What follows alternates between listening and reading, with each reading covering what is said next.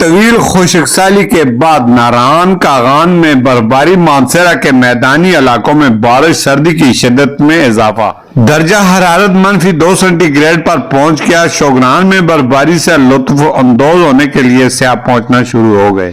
Kaghan road پر ہلکی land sliding کی اطلاعات بھی موصول ہونے لگی، جبکہ سردی کی وجہ سے ایندھن کی قیمتوں میں اضافہ ہو گیا۔ محکمہ موسمیات نے مزید بارش اور برفباری کی پیشن گوئی کر دی۔ ضلعی انتظامیہ نے کیڈیا کو ہائی الرٹ رہنے کی ہدایت کر دی۔ کاغان روڈ کو بحال رکھنے کے لیے تحصیل بالاکوٹ انتظامیہ نے تمام تر اقدامات کو یقینی بنایا جا رہا ہے۔ کیمرہ ٹیم کے ساتھ میر افضل گلزار،